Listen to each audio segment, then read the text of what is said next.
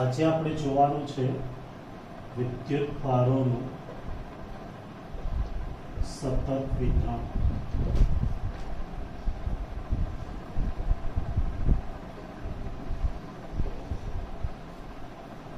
તો દેખો, અત્યાર સુધી આપણે જે વાત કરેલી વિદ્યુત બળ અને વિદ્યુત ક્ષેત્રમાં એ વિદ્યુત ભારોના અસતત વિતરણની હતી। અસતત વિતરણ એટલે અહીંયા વિદ્યુત ભાર હોય, અહીંયા હોય, અહીંયા હોય, અહીંયા હોય, પણ આમ વચ્ચે કે ના હોય, તો આવા વિતરણને શું કહેવાય? યસ, અસતત વિતરણ કહેવાય। પરંતુ જો આ રીતના કોઈ પટ્ટો હોય કે જેના ઉપર વિદ્યુત ભાર બધી જ જગ્યાએ આવેલો હોય, તેને સતત વિતરણ કહેવાય। બરાબર? તો અસતત વિતરણ છે એના વડે વિદ્યુત ક્ષેત્ર શોધતા આપણને આવડે છે। એક જ વિદ્યુત ભાર હોય તો E બરાબર Q/r², સદિશ લો તો પાછળ R કહેવાય। ઘણા બધા વિદ્યુત ભાર હોય તો કુલ વિદ્યુત ક્ષેત્ર એટલે દરેક વડે ઉદ્ભવતા વિદ્યુત ક્ષેત્રનો સરવાળો। પણ જો આવું કોઈ સતત વિતરણ હોય તો એના વડે કેટલું વિદ્યુત ક્ષેત્ર ઉદ્ભવે એ કેમ જાણી શકાય? તો કે આપણને બિંદુવત વિદ્યુત ભાર માટે આવડે છે, પણ આ તો આખો પટ્ટો છે, તો આના વડે ઉદ્ભવતું વિદ્યુત ક્ષેત્ર કેવી રીતે શોધી શકાય? એના માટે આપણે ધોરણ 11માં જે વાત કરી હતી કે સૂક્ષ્મ ખંડ લેવાનું, એના પરનો વિદ્યુત ભાર એટલે સૂક્ષ્મ અથવા તો બિંદુવત થઈ જાય, પછી તો આપણી પાસે સૂત્ર છે એનો શું કરી દેવાનો? સરવાળો। બરાબર ને? 11માં મેં તમને શીખવાડ્યું હતું કૂતરાની પૂંછડી સીધી થાય, મેં કીધું હતું ના, મેં કીધું હતું થાય। કેવી રીતે? તો કે આખી પૂંછડીને નાના નાના ટુકડાઓમાં વહેંચી દો, પછીનો સરવાળો કરજો, સંકલન કરીએ તો પૂંછડી કેવી થઈ ગઈ? સીધી। બરાબર ને? હા, તો અહીંયા પણ આપણે એ જ કન્સેપ્ટનો ઉપયોગ કરવાનો છે। મેં તમને કીધું હતું ફિઝિક્સના મોટા ભાગના પોઈન્ટ્સમાં આપણે એ જ કન્સેપ્ટનો ઉપયોગ કરશું, પણ બિંદુવત વિદ્યુત ભાર મેળવવો હોય તો એની ઘનતા છે એ આપણે જાણતા હોવા જોઈએ। તો અહીંયા આપણે આજે 3 વિતરણ અને એને આધારિત 3 ઘનતાની વાત કરવી છે। પહેલું રેખીય વિતરણ। વિદ્યુત ભારોનું રેખીય વિતરણ હોય।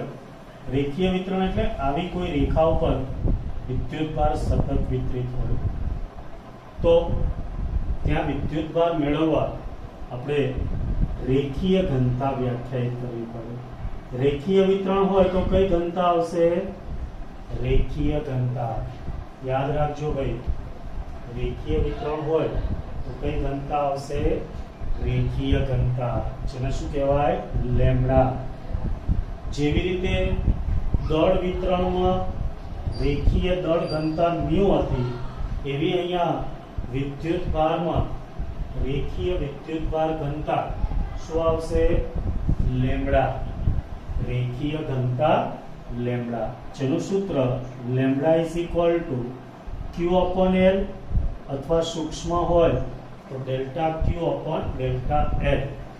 જુઓ, સિમ્પલ વ્યાખ્યા, એકમ લંબાઈ દીઠ વિદ્યુત ભારની રેખીય ઘનતા લેમ્બડા કહે છે। ચલો, આના ઉપરથી આનો એકમ લખવો હોય તો આનો એકમ શું થશે? ઉપર વિદ્યુત ભાર છે એટલે કુલમ, નીચે લંબાઈ છે એટલે એનો મીટર, તો આનો એકમ થશે કુલમ પર મીટર। શું થશે એકમ? કુલમ પર મીટર। ચલો, ઘણી વખત પારિમાણિક સૂત્ર પૂછી લે તો આનું પારિમાણિક સૂત્ર શું થાય? તો કે દેખો, દળ નથી એટલે m0, મીટર ઇન્વર્સ છે એટલે L-1, અને કુલમ Q=IT, તેથી T1A1। બોલો, આવડી જશે? આ રેખીય વિતરણ માટે વાત છે। ચલો, આવી જ વાત આપણે પૃષ્ઠ વિતરણ માટે કરીએ। જો કોઈ વિદ્યુત ભાર સમતલ પર આવેલો હોય આ રીતના તો એને પૃષ્ઠ કહેવાય.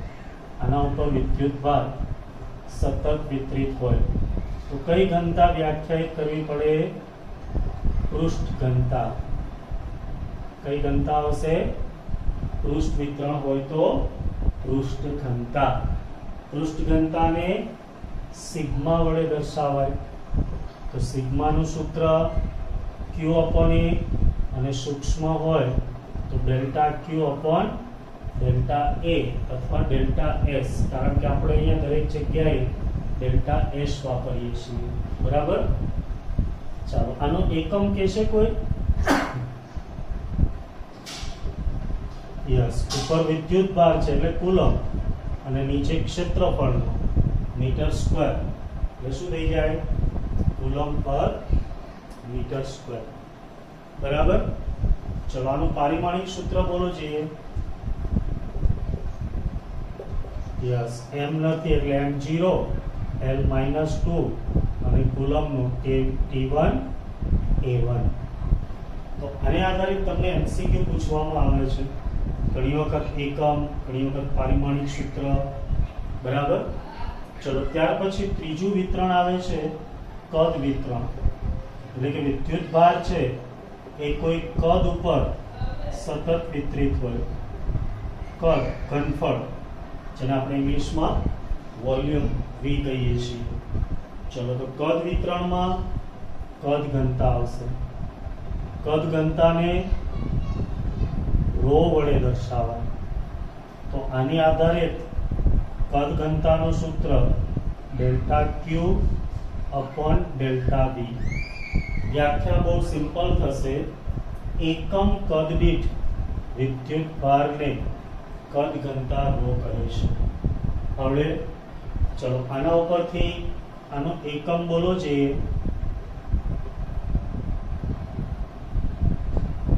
વિદ્યુત ભાર છે એટલે કુલમ અને નીચે કદ છે એટલે મીટર ક્યુબ. કુલમ પર મીટર ક્યુબ.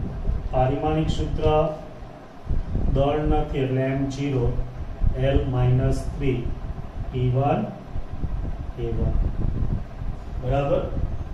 જો આ ત્રણ ઘનતા આવડે તો આ ત્રણેય વિતરણ વડે ઉદ્ભવતા વિદ્યુત ક્ષેત્ર છે એ આપણને આવડી જાય. તો દરેકને ત્રણેય ઘનતા છે એના સૂત્ર યાદ રાખવાના, એના એકમ યાદ રાખવાના, અને જો પારિમાણિક સૂત્ર પૂછે તો પારિમાણિક સૂત્ર છે એ આપણે સૂત્ર ઉપરથી ડાયરેક્ટ લખી શકીએ. ચલો તો અહીંયા સુધી કોઈને કઈ તકલીફ છે? નથી. બરાબર ને? આવડશે. તો હવે આપણે આ ત્રણેય વિતરણ વડે ઉદ્ભવતા વિદ્યુત ક્ષેત્રની વાત કરવી છે. તમારી ટેક્સ્ટ બુકમાં કદ વિતરણ વડે ઉદ્ભવતું વિદ્યુત ક્ષેત્ર આપ્યું. હું તમને રેખીય વિતરણ સમજાવું અને એના ઉપરથી કદ વિતરણ અને પૃષ્ઠ વિતરણ તમે જાતે લખી શકશો. બરાબર? ચલો તો આપણે પહેલા રેખીય વિતરણ વડે ઉદ્ભવતું વિદ્યુત ક્ષેત્ર જોઈએ.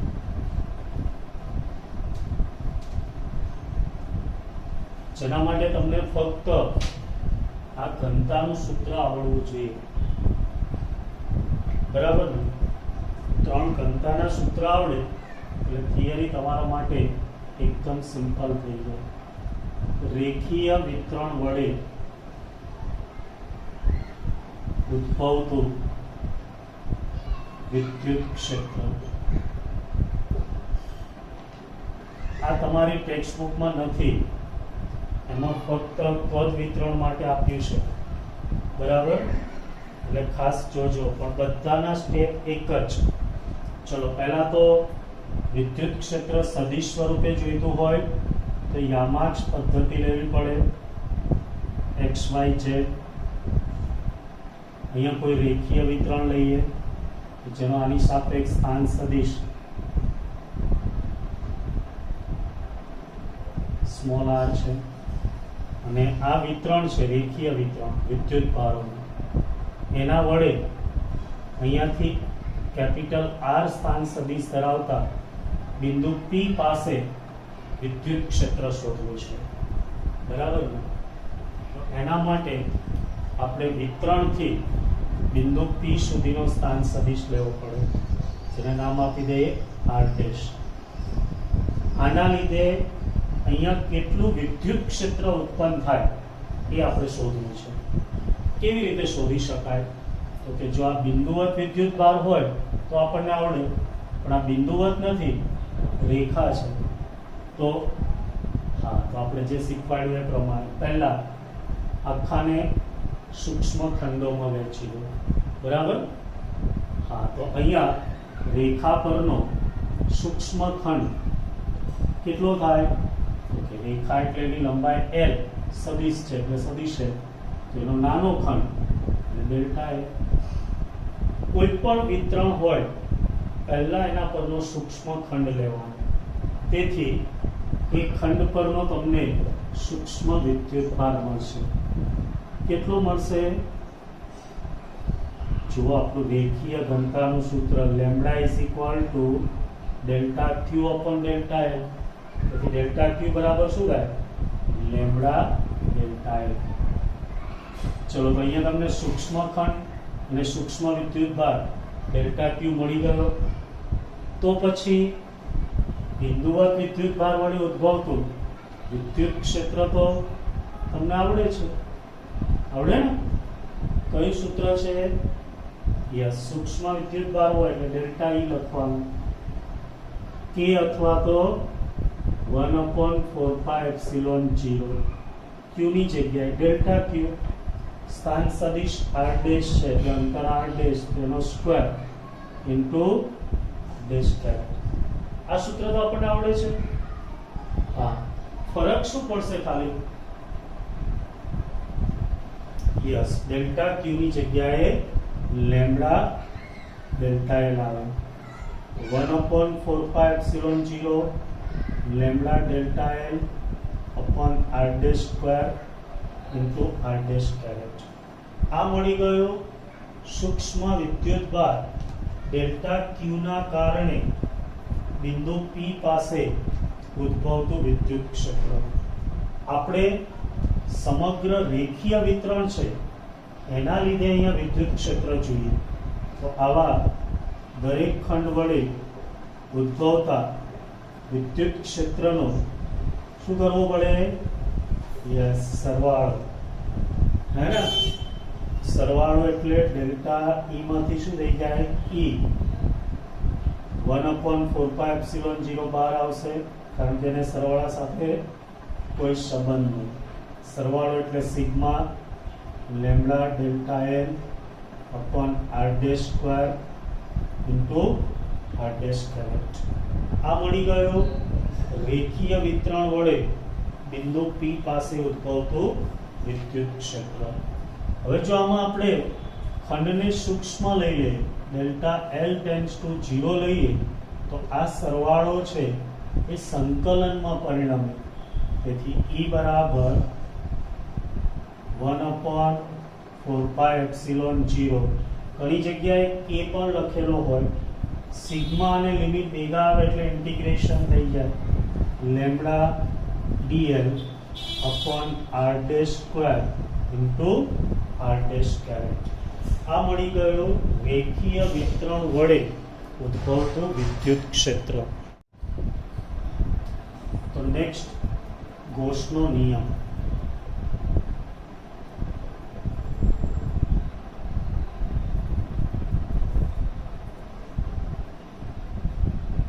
તો જુઓ, આપણે વિદ્યુત ફ્લક્સની વાત કરતા હતા કે જ્યારે સમાન વિદ્યુત ક્ષેત્રમાં કોઈ પૃષ્ઠ મૂકેલું હોય તો એમાંથી પસાર થતું વિદ્યુત ફ્લક્સ એટલે સદિશ E ડોટ સદિશ S અથવા તો A.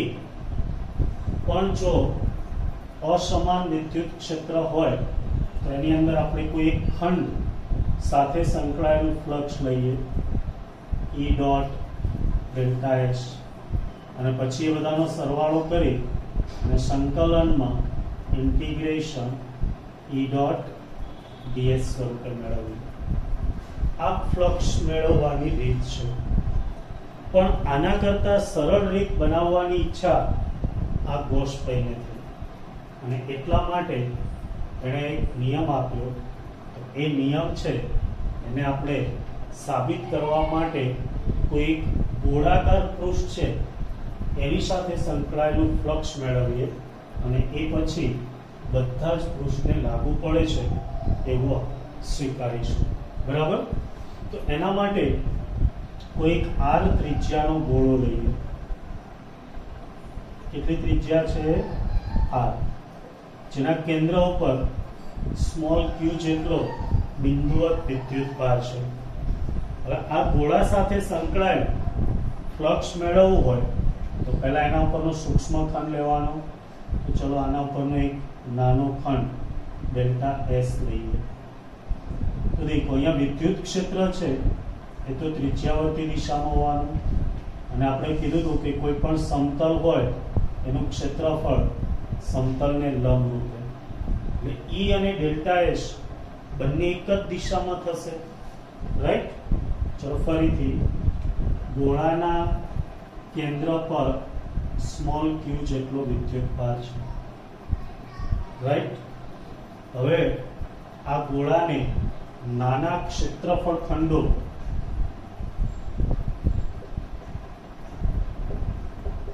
માં વહેંચેલો લઈ શકાય, જેમાંનો એક ખંડ ડેલ્ટા s ધ્યાનમાં લઈએ.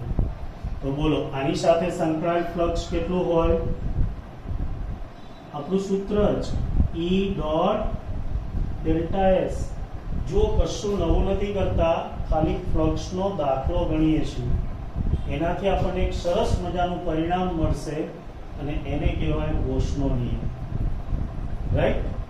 ચલો તો અહીંયા ડોટ પ્રોડક્ટ છે એટલે આપણે કીધું હતું E delta s cos theta થાય. થીટા એટલે E અને ડેલ્ટા s વચ્ચેનો ખૂણો, પણ અહીંયા તો બંને એક જ દિશામાં છે તો થીટા 0 આવે એટલે E ડેલ્ટા s cos 0, પણ cos 0 એટલે 1 તો શું થાય? E delta s. E ની કિંમત કેટલી થાય? તો કે બિંદુવત વિદ્યુતભાર છે r અંતરે, તો 1/4πε0 q r² into delta s. સમજ પડી ને? વિદ્યુત ક્ષેત્રનું સૂત્ર તો આપણને આવડે જ છે, બસ એનો ઉપયોગ કર્યો છે. તો આ તો એક નાના ખંડના લીધે ઉદ્ભવતું ફ્લક્સ થયું. આપણે સમગ્ર ગોળાના લીધે ઉદ્ભવતું ફ્લક્સ જોઈએ. તો સમગ્ર ગોળાના લીધે ઉદ્ભવતા ફ્લક્સ માટે આવા દરેક પદનો સરવાળો લેવો પડે.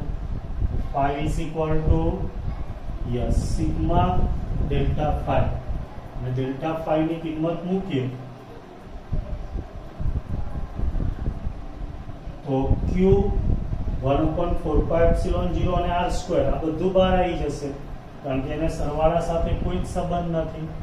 તો q 4πε0 r², બાકી રહેશે એકલું ડેલ્ટા s. પણ ડેલ્ટા s એટલે એક નાનો ખંડ, એનો આખા ગોળા પરનો સરવાળો લઈએ એને કહેવાય ગોળાનું ક્ષેત્રફળ. તો ડેલ્ટા s નો સરવાળો થઈ જાય s. s એટલે ગોળાનું ક્ષેત્રફળ. એ ગોળાના ક્ષેત્રફળનું સૂત્ર આવડે છે? હા બોલો, શું આવે? બરાબર 4π r². તો દેખો અહીંયા 4π ઉઠશે, r² ઉઠશે, તો phi બરાબર બાકી શું રહેશે? q/ε0. આને જ કહેવાય ગોસનો નિયમ. ગોસે એવું દર્શાવ્યું કે કોઈ પણ બંધ સપાટીમાંથી પસાર થતું વિદ્યુત ફ્લક્સ અથવા સંકળાયેલ વિદ્યુત ફ્લક્સ તે પૃષ્ઠ વડે ઘેરાયેલ કુલ વિદ્યુતભાર એટલે કે q અને ε0 એટલે શૂન્યાવકાશની પરમિટિવિટી ના ગુણોત્તર જેટલું હોય છે. રાઈટ? આખા સૂત્ર તરીકે લખવું હોય તો આમ પણ લખાય. દેખો phi વ્યાખ્યા પ્રમાણે ફ્લક્સનું સૂત્ર ઇન્ટિગ્રેશન E ડોટ ds બરાબર અહીંયા શું મળે સિગ્મા ક્યુ અપોન એપ્સિલોન 0. તો કોઈ કહેશે સાહેબ ફ્લક્સ શોધવાનું હોય તો કયું સૂત્ર વાપરવું એ કેમ ખબર પડે કે જો તમને વિદ્યુત ક્ષેત્ર અને ક્ષેત્રફળ સદિશ આપે તો આ સૂત્ર વાપરવાનું, પણ જો ફક્ત વિદ્યુત ભાર આપે તો આ સૂત્ર વાપરવાનું. સહેલું પડશે આ, એટલા માટે ગૌસનો નિયમ ખાસ અગત્યનો છે કે કોઈ પણ બંધ પૃષ્ઠ સાથે સંકળાયેલું ફ્લક્સ શોધવું હોય તેનું સૂત્ર થશે phi બરાબર q અપોન એપ્સિલોન 0. બોલો સમજણ પડી દરેકને?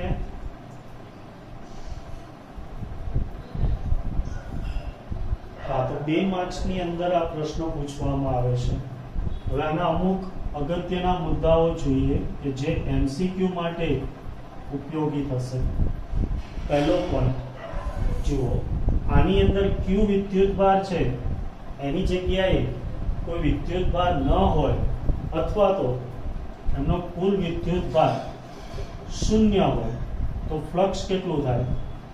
આવા ઘણા બધા પ્રશ્નો છે. વિદ્યુતભાર 0 હોય તો 0 અપોન એપ્સિલોન 0 એટલે 0. તો યાદ રાખજો, આવા એમસીક્યુ પૂછે કે કોઈ ગોળામાં 5 માઇક્રોકુલમ વિદ્યુતભાર રહેલો છે, તેમાં બીજો -5 માઇક્રોકુલમ દાખલ કરીએ તો એની સાથે સંકળાયેલ ફ્લક્સ ખાલી જગ્યા તો શું આવશે? 0. એવી જ રીતના કોઈ ગોળામાં વિદ્યુત ડાયપોલ મૂકવામાં આવે તેની સાથે સંકળાયેલ ફ્લક્સ, વિદ્યુત ડાયપોલમાં +q અને -q હોય તો સિગ્મા q 0 થાય તો ફ્લક્સ પણ 0. જો વિદ્યુતભાર ધન હોય તો ફ્લક્સ ધન આવશે, વિદ્યુતભાર ઋણ હોય તો ફ્લક્સ ઋણ આવશે. ચલો પહેલો પોઈન્ટ દરેકને ક્લિયર? હા, બીજું જુઓ, અહીંયા તમને ક્યાંય q અપોન એપ્સિલોન 0 માં આની ત્રિજ્યા નહીં દેખાતી, એટલે કોઈ પણ આકાર અને કોઈ પણ પરિમાણ માટે આ જ સંબંધ રહેશે, q અપોન એપ્સિલોન 0.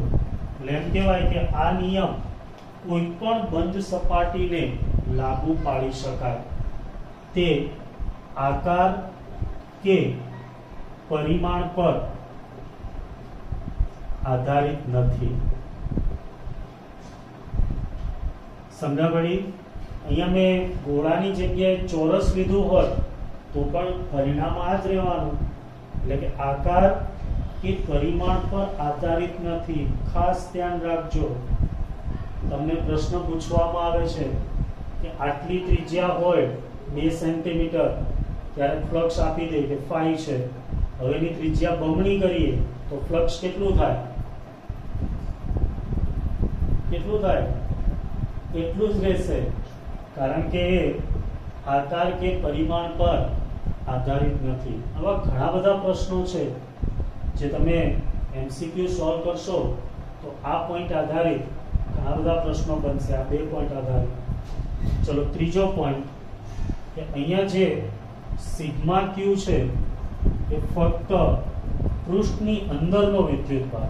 ચલો હું કોઈ પૃષ્ઠ દોરો, આવું કોઈ બંધ પૃષ્ઠ છે જેમાં વિદ્યુતભાર Q1, Q2, Q3, Q4, Q5.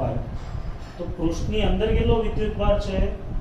Q1, Q3 અને Q5. તો સિગ્મા Q તરીકે ફક્ત પૃષ્ઠની અંદર રહેલો કુલ વિદ્યુતભાર જ આવશે. બહાર ગમે એટલો વિદ્યુતભાર હોય એ સિગ્મા Q માં આવશે નહીં. યાદ રાખજો, આવા પણ પ્રશ્ન પૂછે છે કે કોઈ પૃષ્ઠની બાજુમાં 10 માઇક્રોકુલમ વિદ્યુતભાર મૂકેલ હોય તો પૃષ્ઠમાંથી પસાર થતું ફ્લક્સ ખાલી જગ્યા કેટલું આવશે?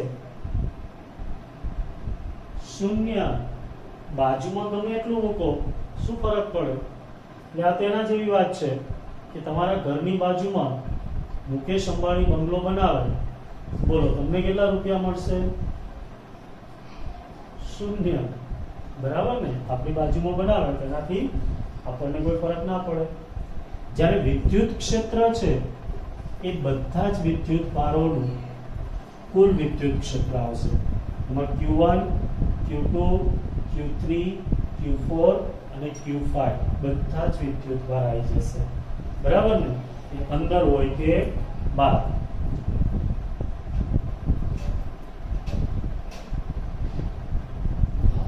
યાદ રહેશે? ઓકે, એના પછીનો આપણે પોઈન્ટ યાદ રાખીશું કે ગૌસનો નિયમ જે લાગુ પાડવામાં આવે છે એની અંદર જે બંધ સપાટી દોરીએ એને ગાઉસિયન સપાટી કહેવાય અથવા ગાઉસિયન પૃષ્ઠ પણ કહેવાય. ઘણી બધી જગ્યાએ ગાઉસિયન સપાટી અને ઘણી બધી જગ્યાએ ગાઉસિયન પૃષ્ઠ લખ્યું હોય છે. બરાબર? અને જ્યારે કોઈ સમિતિ વિતરણ દર્શાવતા વિદ્યુત વિતરણો હોય તો આની મદદથી વિદ્યુત ક્ષેત્રો સહેલાઈથી શોધી શકાય. અને એ 4 પોઈન્ટ એટલે આપણા ચેપ્ટરના છેલ્લા 4 પોઈન્ટ ગૌસના નિયમના ઉપયોગો, જેમાં આપણે અનંત લંબાઈનો તાર, ત્યાર પછી અનંત વિદ્યુતભારિત સમતલ, કવચ અને ગોળાના લીધે ઉદ્ભવતા વિદ્યુત ક્ષેત્ર મેળવી શકીએ. તમારા સિલેબસમાં 3 જ છે: અનંત લંબાઈનો વિદ્યુતભારિત તાર, અનંત વિદ્યુતભારિત સમતલ અને ગોળાકાર કવચ. આ 3ના વિદ્યુત ક્ષેત્ર ગૌસના નિયમનો ઉપયોગ કરી એટલે કે આનો ઉપયોગ કરીને શોધવાના છે. ચલો, અહીંયા સુધી દરેકને સમજણ પડી ગઈ?